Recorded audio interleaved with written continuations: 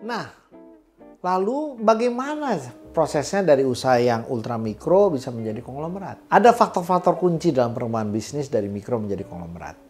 Ada 5 yang paling utama yang perlu Anda pahami. Yang pertama adalah adaptasi pasar. Apa itu? Kemampuan untuk beradaptasi dengan perubahan pasar dan kebutuhan pelanggan guna memastikan keberlanjutan dari bisnis.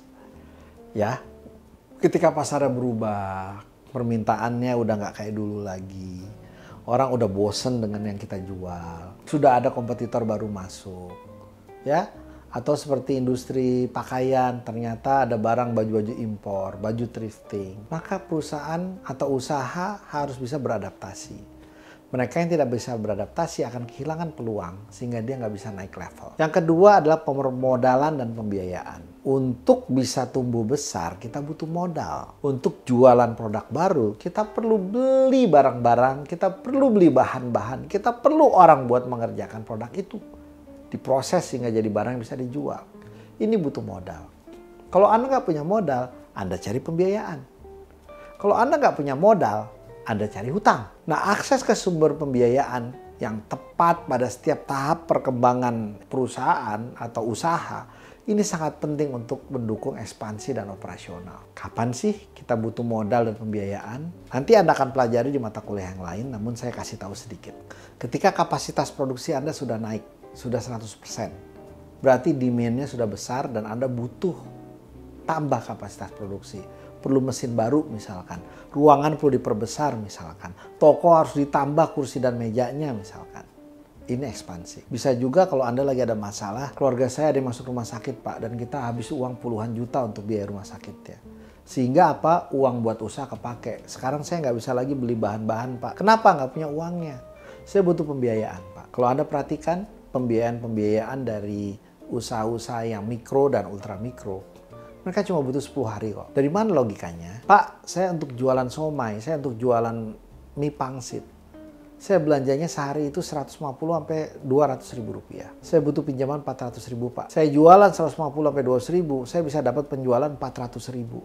Dapat untung 100 sampai 200 ribu. Saya bisa bayar 50 ribu sehari dalam waktu 10 hari, itu 500 ribu. Bapak kasih pinjam saya 400 ribu, dalam 10 hari saya bayar 500 ribu. Bapak untung 100 ribu. Dan buat saya itu enteng. Kita cuma bayar 10 ribu sehari, tapi saya bisa jualan. Kalau Bapak nggak ngasih modal ke saya nggak bisa jualan. Dapat untung dari Bapak, ya saya kasih 10 ribu ke Bapak sebagai untung, tapi kan saya dapat 150 ribu untuk saya karena saya jualan. Dan ini semua nggak bisa kalau nggak dapat pembiayaan. Anda bisa rasakan pentingnya punya pembiayaan dan pentingnya punya akses ke pembiayaan. Makanya banyak gadai. Itu buat pembiayaan jangka pendek. Selanjutnya adalah manajemen yang efektif dan efisien. Efektif berarti Anda capai tujuan yang Anda mau. Misalkan, ya, saya pengen gusur tuh rumah. Ya udah, gimana caranya Pak? Bom aja. Efektif kan? Kegusur udah. Tapi nggak efisien. Kenapa? Harga bom mahal, lalu polisi datang, ribet. Sementara kalau efisien, itu adalah biayanya paling murah. Ongkosnya paling murah. Ya, organisasi yang baik, manajemen yang baik itu efektif capai targetnya dan efisien menggunakan biaya yang paling murah. Ya, struktur organisasi yang baik dan manajemen yang efisien akan membantu dalam pengambilan keputusan yang cepat dan tepat. Dan bisnis itu adalah tentang pengambilan keputusan. Hari ini kita mau jualan berapa? Hari ini kita mau pasang iklan di mana? Hari ini kita mau muter kemana? Hari ini kita mau jual ke siapa? Hari ini siapa yang kita samperin untuk jualan barang kita? Itu semuanya keputusan. Selanjutnya adalah inovasi dan teknologi. Zaman sekarang teknologi dan inovasi sangatlah penting karena penggunaan teknologi terbaru dan inovasi produk dan layanan itu akan menjaga daya saing kita nggak kalah dengan kompetitor, nggak kalah dengan pesaing. Yang terakhir, kepatuhan atas regulasi dan hukum. Karena kalau Anda nggak patuh, bisa dibubarin. Kalau Anda nggak patuh, bisa ditutup. Mematuhi peraturan dan hukum yang berlaku sangatlah penting untuk menghindari masalah hukum dan reputasi yang jelek. Kalau nanti masuk ke media, dibahas online, reputasi rusak, nggak ada yang datang, ujung-ujungnya kita tutup juga. Jadi kalau saya bisa ulang lagi, ya 5 hal ini, adaptasi pasar untuk mendapatkan peluang, permodalan dan pembiayaan, manajemen yang bagus, yang efektif dan efisien, inovasi dan teknologi, serta kepatuhan atas regulasi dan hukum.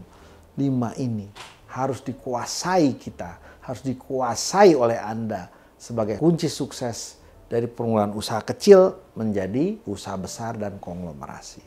Sebagai kesimpulan, perjalanan dari usaha ultramikro hingga menjadi konglomerasi melibatkan berbagai tahap perkembangan yang memerlukan strategi bisnis yang matang, inovasi berkelanjutan, manajemen yang baik, dan kemampuan untuk beradaptasi dan perubahan pasar dan teknologi. Ini juga harus berjalan dalam lingkup hukum dan regulasi yang tidak dilanggar dan harus selalu dipatuhi. Setiap tahap punya tantangan dan peluang yang unik. Dan keberhasilan dalam setiap tahap memerlukan pendekatan yang terencana serta eksekusi implementasi yang tepat. Sampai ketemu di pertemuan selanjutnya.